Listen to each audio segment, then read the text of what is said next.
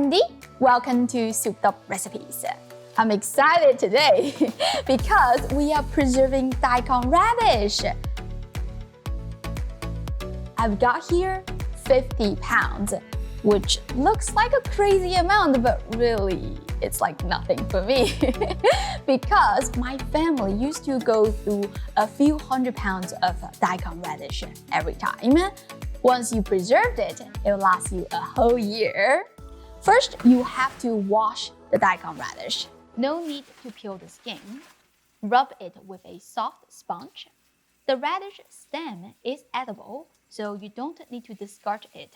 Just be aware that there might be some dirt stuck in between the stems, so be sure to rinse it thoroughly.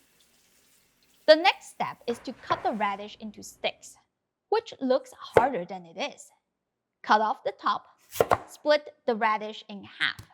Stand one half up and use a sharp cleaver to cut it into a few slabs.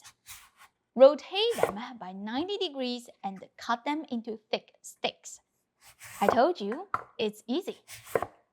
It took me about 15 minutes to go through all 50 pounds of radish. The recipe is from my grandmom.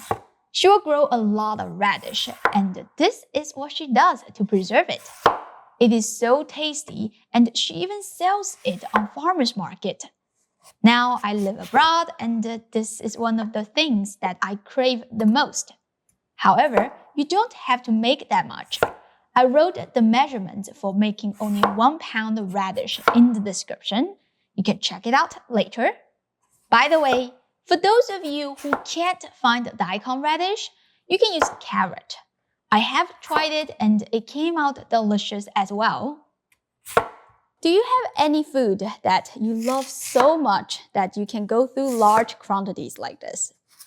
Let me know in the comment because I am curious. All right, I'm done cutting. What a satisfying amount. The next step is to dehydrate them. You can do this in a dehydrator, an oven, or simply sun-dry them outside for a few days. I wrote the method on the screen. You can pause to read them if needed. Since I'm making a large quantity, I'm going to use the dehydrator and the oven method. I'm not going to sun-dry the radish outside because it is raining season in Florida. Line all the Daikon radish on the dehydrator rack. You could leave space between them, but not necessary because they will shrink and naturally separate from each other. The dehydrator is full now. Let's set the temperature at 120 degrees Fahrenheit and let it go for 13 hours. I'm using every single tray that I have, including my macaron sheets. Line the parchment paper in the trays to prevent the stains. Then put the rest of the luobo on the baking tray. By the way, Daikon radish is called luobo in Chinese, which is the same word as carrot. We use color to distinguish them. So Daikon radish is bai luobo. Carrot is called hong luobo. Set the oven at the lowest temperature. In my case, it is 150 degrees Fahrenheit. Make sure you use something small to prop the door to allow the steam to come out. Let it dehydrate for 10 to 15 hours. Now we just wait patiently.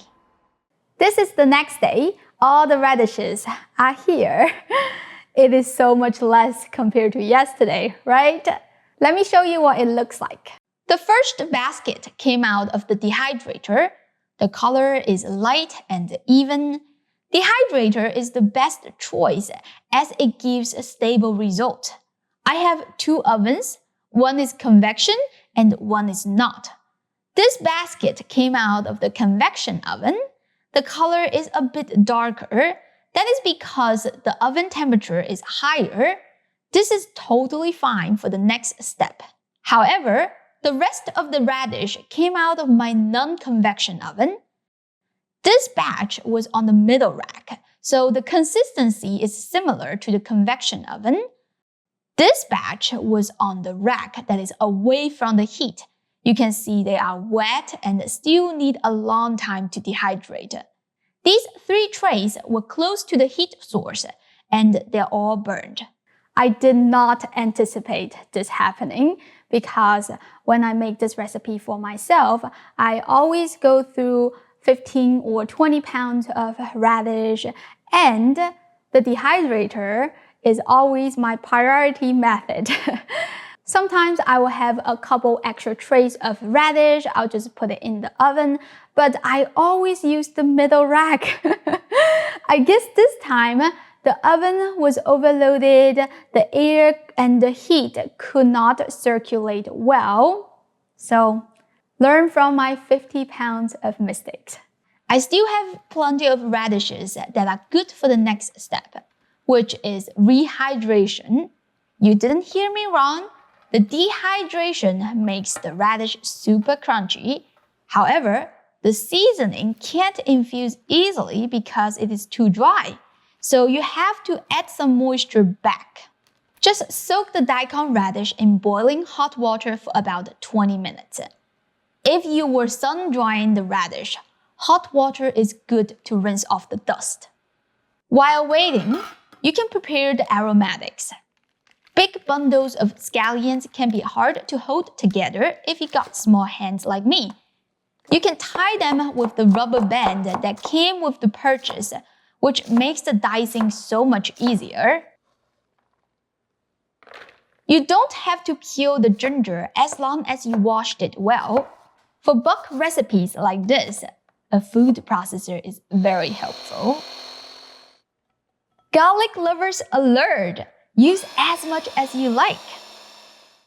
Thai bird-eye chilies are optional. If you don't eat spicy food, you don't have to use it. Let's remove the radish from the water and drain completely. Press the radish firmly to squeeze the water out. Dice the radish into bite-sized pieces. If you don't want to spend the time, you could keep them in these strips. I prefer to cut them smaller, so it is easier to eat. Besides that, I simply enjoy the cutting. I know some of you are wondering, Mandy, where did you get this cleaver? This knife is part of the knife set, which is my new product that I launched not so long ago. It includes a cleaver, a chef's knife, and a utility knife, which covers most of your kitchen needs. If you want to buy it, the link is in the description. Go check it out. I put everything in a big stock pot, so it is easier for me to mix without spilling. Add the diced aromatics, hot chili powder, mild chili powder. I like to use multiple kinds of chilies in one recipe to adjust the color, fragrance, and spice level. If you prefer mild heat, you can use paprika. Continue by adding the Sichuan peppercorn powder, sugar, and salt. Again, all the measurements are in the description. You can check them out later. Heat the oil until smoking hot and pour it on top of all the aromatics and spices in batches. Stir at the same time. Mix thoroughly. By the way, you can adjust the saltiness depending on your taste, but if you are making a lot at one time like me, it is better to season it on the saltier side. That helps to preserve the radish so it doesn't go bad easily. If you are just making a few pounds and you will eat it fast, you can use less salt. Crunchy, flavorful, and delicious. You can eat this right away, but it will taste even better if you let it sit for a couple of weeks. Store the salted daikon radish into clean and sealable containers. This will stay good at room temperature for 6 months or 12 months in the fridge. We usually serve this as a flavorful component for the meal. You can put it on top of any soup, congee, or white rice. You know, Western people like to put out salt and black pepper on the dinner table. We put out preserved vegetables. I hope you give this a try soon, As always, the printable recipe link is in the description. Go check it out. Don't forget to subscribe to my channel for more delicious Chinese recipes. Thank you for watching, and I'll see you next time. Bye!